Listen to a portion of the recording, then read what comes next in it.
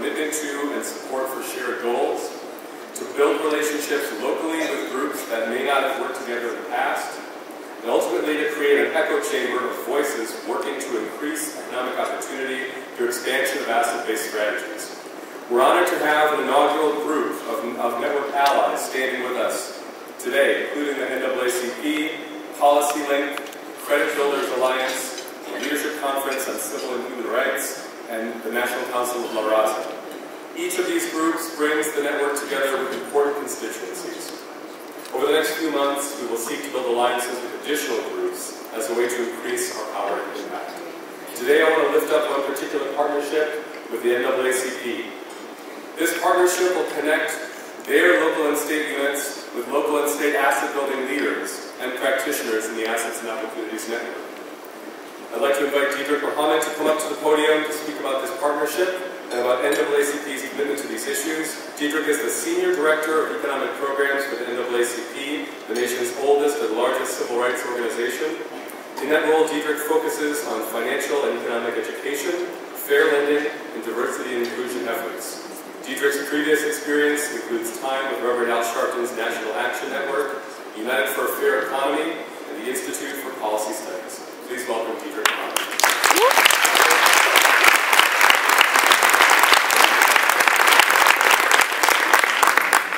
Thank you, and first let me bring greetings from our new president and CEO of the NAACP, Cornell William Brooks, who I know wishes could have been here today, but I think is traveling from New York to here and then back to Tennessee for a state convention.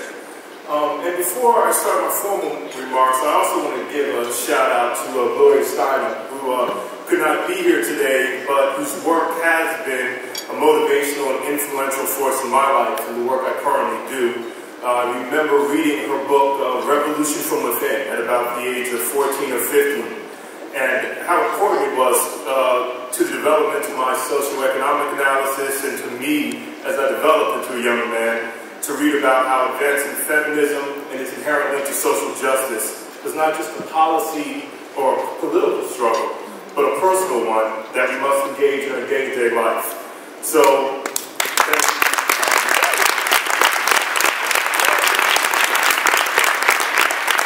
so though Ms. Steinem is not here physically, her impact is clearly here in the room and part of the work we do. Speaking of great and influential women, I also want to thank Andrea Levere and the whole CFED family, men included, for having me here and for having the economic NAACP team at this convention. Could you all stand from the NAACP economic team? I just want to recognize them.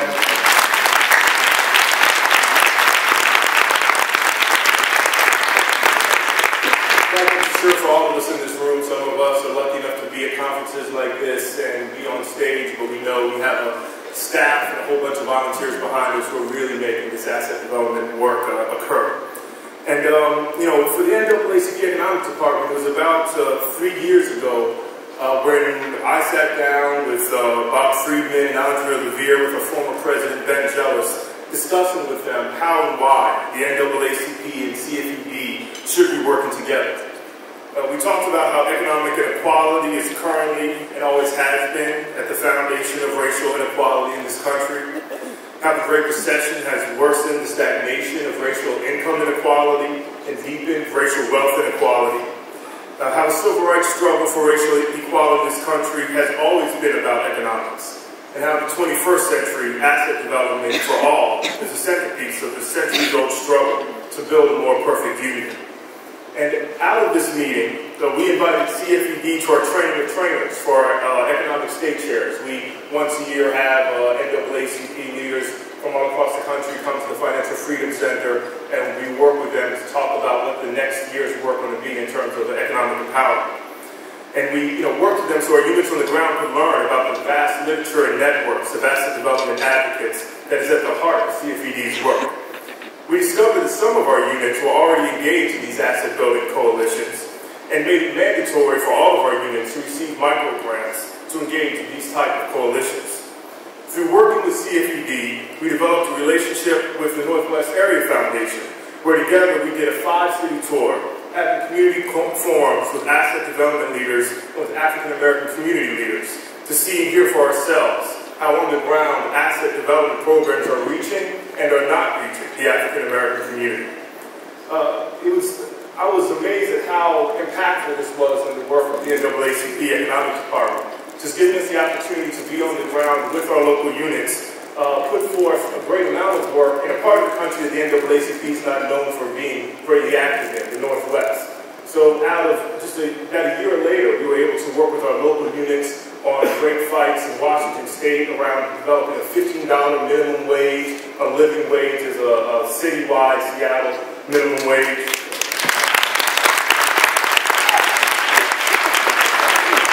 Out of this work with CFED, we were able to connect with our Oregon chapter in Portland to work with them on gentrification issues and stop the project that was going to help further exclude and marginalize the middle class and poor into a project that put forward $20 million for affordable housing and made sure that minority contractors were also part of the development.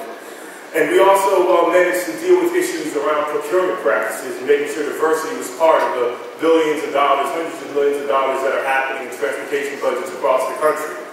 All of this work were derivatives of the work we started with CFED.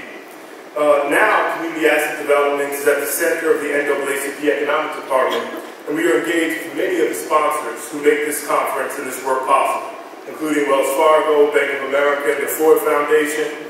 We are in conversation with Citibank and engaging key local units around our asset development initiatives, and are in conversation with JP Morgan Chase Foundation for the NAACP to be part of the previously announced and important financial capacity work that we just heard about today. So this afternoon I've been telling you about the deeply important work that has come from an informal relationship with CFED. I can't wait. I hope I get an invitation to come back in 2016 and share with you all the work that has come from being officially an Asset and Opportunity Network ally.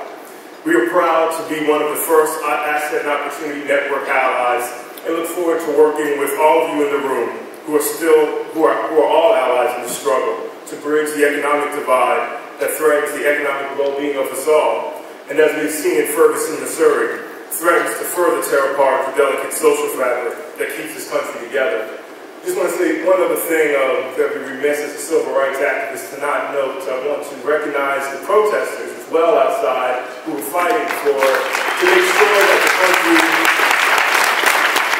doesn't continue to fail the fastest growing part of our society, of our social fabric, immigrants. And I know the NAACP supports comprehensive immigration reform, and I know that asset development work, if we don't make sure that immigrants, newer racial minorities in this country are part of asset development, financial security, if we don't make sure that minority groups like African Americans and Native Americans who've been here for centuries but have been excluded from asset development, financial security, if we're not all part of the financial and asset development work, we know that this country, that this work will never achieve the goals that we hope. So again, thank you CFED for giving me a time to share our partnership, and thanks to all of you in this room who are working to advance economic opportunity and financial security for the entire nation.